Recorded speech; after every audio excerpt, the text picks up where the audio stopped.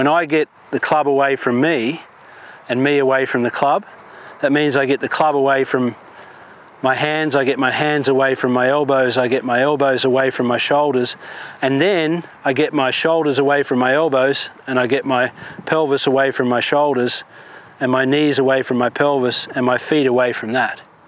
And so it's like you have segment by segment. If you can imagine a kid's toy where it's all like a slinky, okay, and you got the slinkies all together, and then you pull it apart, right? Each one of the little slinkies things is expanding.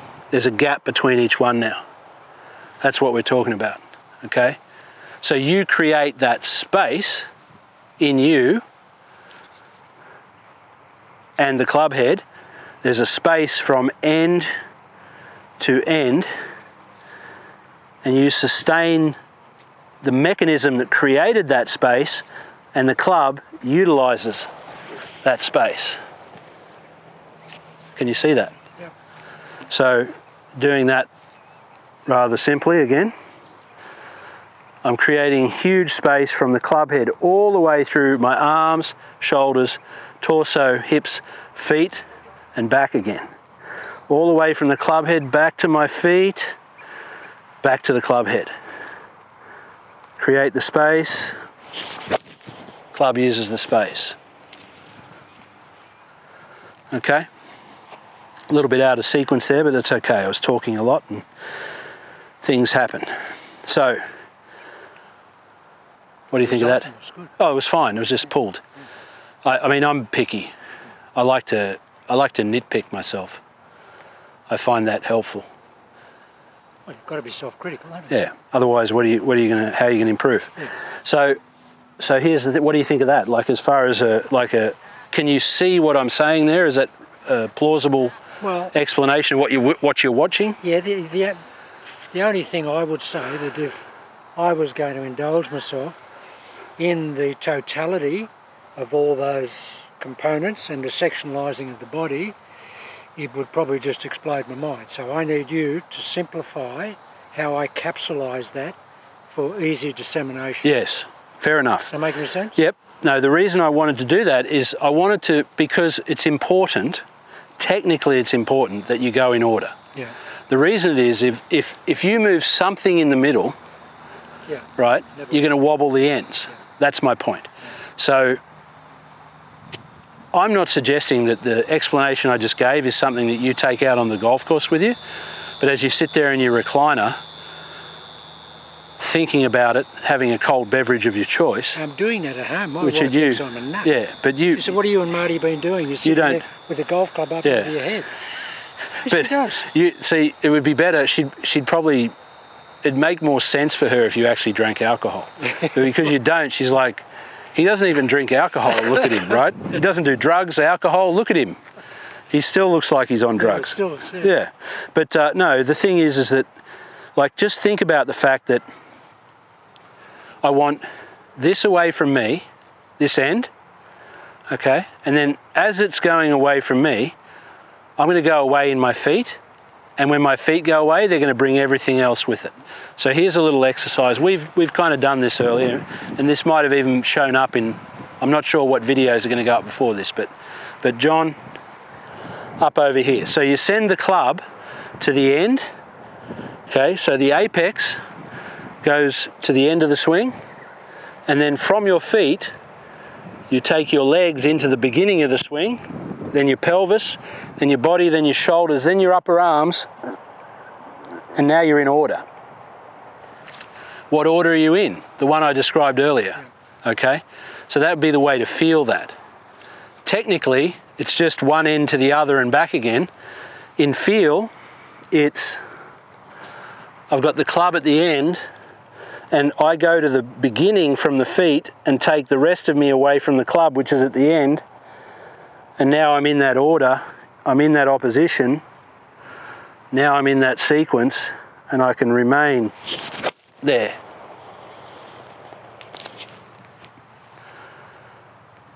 Okay? So that's the simple version, I would say, of how to create that. It's just like if you were to hold on to the head, Yep. this is all I'm saying, okay? And I'm going to start in my feet. So I'm not going to go away in my hands. No. My feet are going to go away, then my legs, then my pelvis, then my body, and then finally my upper arms, you see? Single biggest light switch turning on mechanism that I've had in your golf swing. When we did that the other day, that was the first time I've ever felt that. Okay. And the need for the maintenance of that Yes. going away, that's so important. Yes. And that gives me, in addition to that, Marty, that gives me the centralising of the golf club, which is basically where we are here. I feel that, which is what I want to cultivate. I never ever want to feel that the club, even though it will, anatomically and biomechanically, it'll move away from that centralisation to a degree. But as a feeling and as an intent, I want it to be overly centralised all the time. Yeah. And that process there of having it here and getting in that position there, once I'm here, I never want to move from here. Yeah. That's just an amazing. You can feel the structure of it. Yeah. Well, I've never felt that structure. Frankly, I've never felt the structure of a golf swing in my whole life. Well, what you just described there, I now see in Hogan. Okay, but like many of the things that I'm talking about here, I learned from watching Hogan. But this particular thing that we're talking about here, this opposition, the maximum of that you're describing, I got that from Nicklaus. There's a picture, I've got a video of him in a senior tour event, which really, really highlights it. So later in his career, and I just looked back at the 86 Masters yesterday, because my mate Andrew sent me through. He says, "I'll check out Jack on the 14th hole at 86 Masters." Yeah, it's brilliant. He's sort of in there, stood ready to go, and it's just like boom. Anyway, I love the way he played his shot, but his action was like that then. So younger Jack, he had so much energy and so much motion downstairs in his legs and everything. Like he had a ton of that left knee, left foot off the ground, all that stuff. But later in life, not so much. So it highlighted his process more. He pressured the club forward, his head back, pressured the club forward, and he never let the pressure off. No. And then what that allows you to do, and you can see this if you watch Nicklaus in the 86 Masters, is if you keep the pressure on it all the way back, then you can let it off on the way forward. You can really let it just shoot through on its own. Keep the pressure forward on it and just let it go.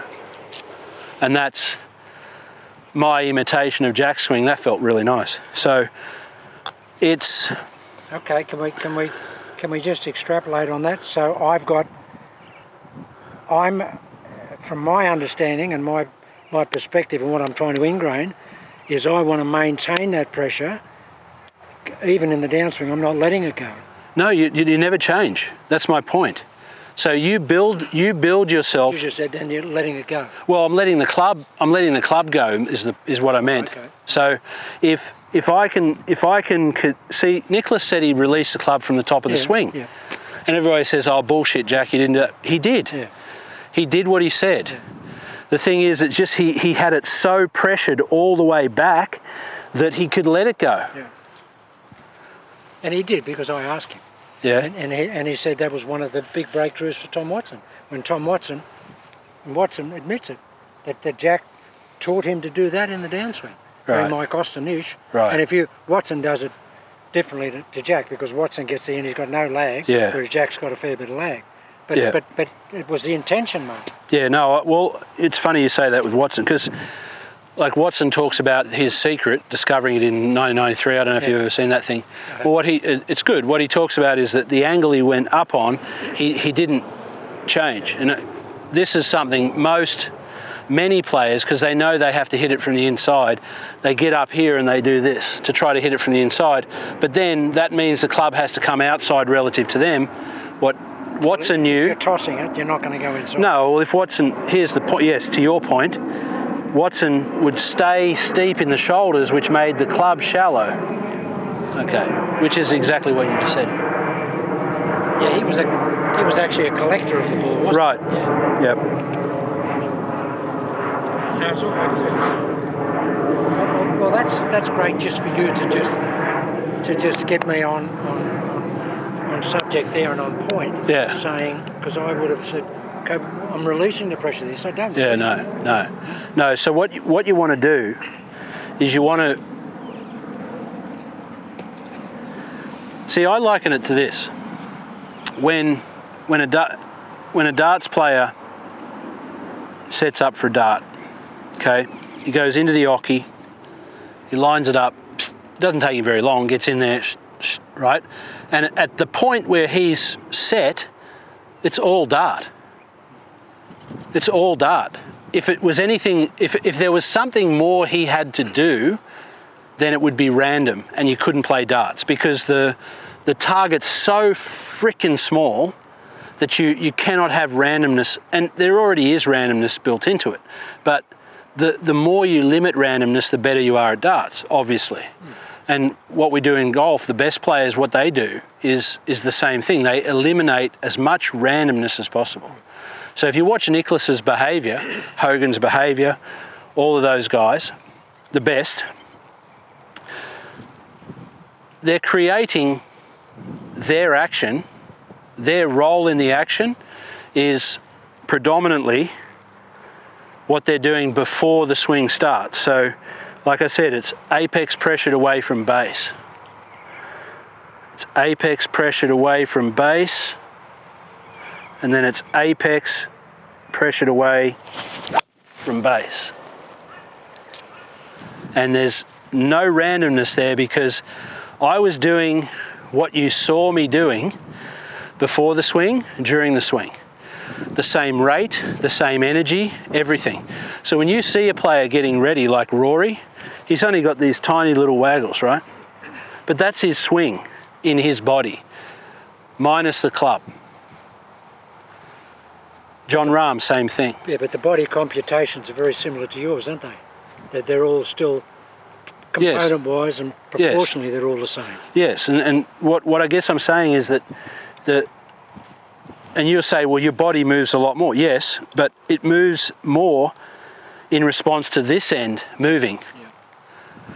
Remember, this end moves the most in the swing. In this system, right here, this end moves the farthest and the fastest.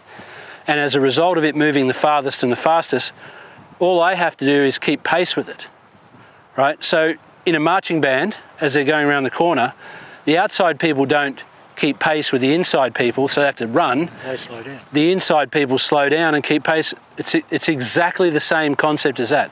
It's easier for me to keep pace with this than it is to try to make that. Imagine if I try to make that. That's where people are. Make it keep pace with me. Too hard. No, couldn't do that. Could not do that.